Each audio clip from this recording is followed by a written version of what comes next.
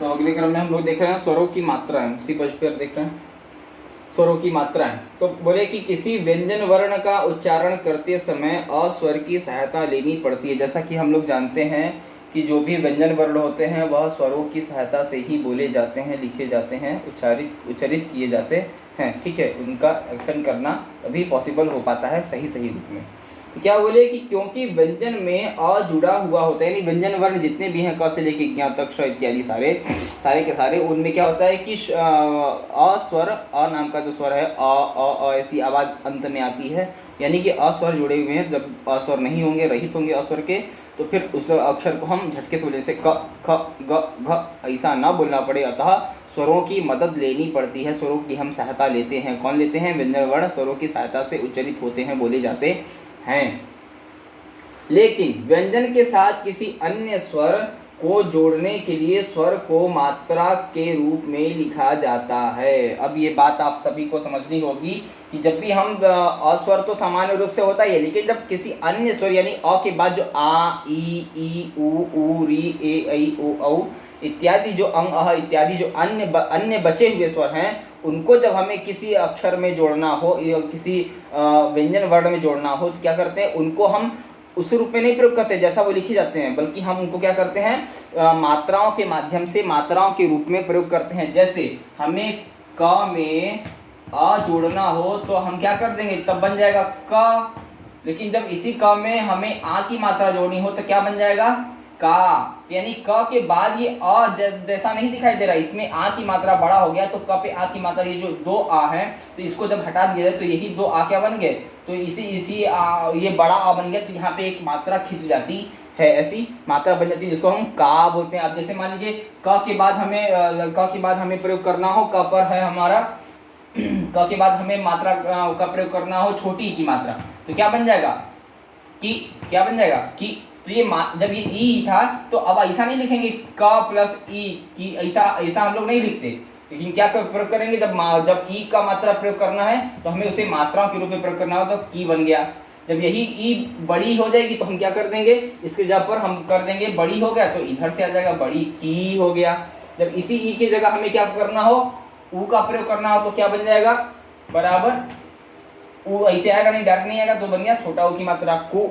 और जब इसी को बड़ा ऊ की मात्रा हो तो क्या कर देंगे? कु, ऐसा हो गया। तो इसी तरह से जब सारे जो अक्षर हैं, जब मात्राएं बदलती जाती हैं, तो उनको हम डायरेक्टली उन स्वरों को व्यंजन वर्ण के साथ डायरेक्ट नहीं लिखते, क्या करते हैं? मात्राओं के रूप में प्रयोग करते हैं। जो मात्राएं आपके बुक में, किताब में सामने दी गई हैं, उनको कैसे प्रयोग किया जाता है, कैसे, कौन से स्वर हैं जो मात्राओं के लगने पर अपना रूप बदल देते हैं, किनके साथ? व्यंजनों के साथ बदल देते हैं अपना रूप, अपने आप को चेंज कर लेते हैं, परिवर्तन ला लेते हैं अपने स्वरूप में। ठीक है, तो मात्राओं के रूप में लिखा जाता है। ये मात्राएं इस प्रकार से, जैसे आ की मात्रा आ बन जाती है, छोटी की मात्रा इधर से बन जाती है, बड़ी की मात्रा इधर से लग जाएगी, तो मील हो गया। ठीक है, छोटी की मात्रा ऊ लग गया तो मुहर, म पर ओ की मात्रा छोटा ऊ है, ये छोटा ऊ क्या बन गया? मुंह बन गया मुहर। बड़ों की मात्रा लग गया तो मुख, मुख माने चुप रहना। ठीक है, बोले री की मात्रा लग गई तो री की मात्रा इस तरह से लगती है। री की मात्रा कभी भी, री से ऋषि की मात्रा जब किसी अक्षर में लगेगी तो क्या बन जाएगा? क में जैसे री की मात्रा प्रयोग की तो बन जाएगा क्री। ये इस तरह से री की मात्रा का प्रयोग किया जाता है। कुछ मात्रा विशेष है, उनको ध्यान देना चाहिए, और बाकी तो सामान्य हम लोग प्रयोग करते ही करते हैं। तो बोले कि फिर ए की मात्रा है तो ए की मात्रा लग गई, एक ठो ए था तो मेल बन गया। जैसे ड्रेस में ए की मात्रा थी, एक ठो ए की मात्रा थी ड्रेस में। ठीक है, ऐसा था। तो ड्रेस में एक ठो ए की मात्रा लगी तो एक था, वही दो ठो लग जाती तो आई बन जाता, यानी बड़ा आई आ जाता, ये वाला आई, मैल वाला। मैल माने गंदगी। ओ की मात्रा है तो मोल, मोल माने भाव। ठीक है, और औ की मात्रा मौन, मौन माने चुप, जिसको मूक भी कहते हैं। मूक माने भी शांत रहना, चुप रहना, और मेल मौन माने भी शांत या चुप, ऐसा होगा। बोले यह भी जानिए, इसके अतिरिक्त बोले जब ऊ की मात्रा और ऊ की मात्रा व्यंजन से र से मिलती है, वही र, यानी व्यंजन वर्णों में र की कुछ अलग ही इंपॉर्टेंस है। ठीक है, उसका कुछ अलग ही महत्व होता है। र को हम 3 प्रकार से लिखना सीखे। कौन कौन से थे? इन 3 चिन्हों में हम र को जानना सीखे। और र के साथ और क्या क्या हो रहा है? बोले जब भी र के साथ छोटा ऊ की मात्रा या बड़ा ऊ की मात्रा जुड़ती है तो क्या प्रयोग होता है? कुछ रूप अलग से फिर जुड़ जाता है। तो बोले जब भी र प्लस छोटा ऊ की मात्रा जोड़ेंगे तो क्या बन जाएगा रूप? तो बन जाएगा र में छोटा ऊ की मात्रा जोड़ेंगे तो इस प्रकार से बन के आता है। और जब र में हम बड़ा ऊ की मात्रा प्रयोग करेंगे तो क्या बन जाएगा, र में ऐसा ऊ की मात्रा जोड़ करके आ जाती है सामने हमारे। ठीक है, जब भी किसी र अक्षर में ऊ की मात्रा जोड़ेंगे छोटा ऊ की मात्रा होगी तो इस प्रकार से होगी। तो जब र अक्षर में ही हम बड़े ऊ की मात्रा प्रयोग करें तो यह गोल आकृति लेकर के सामने आएगी ऐसा।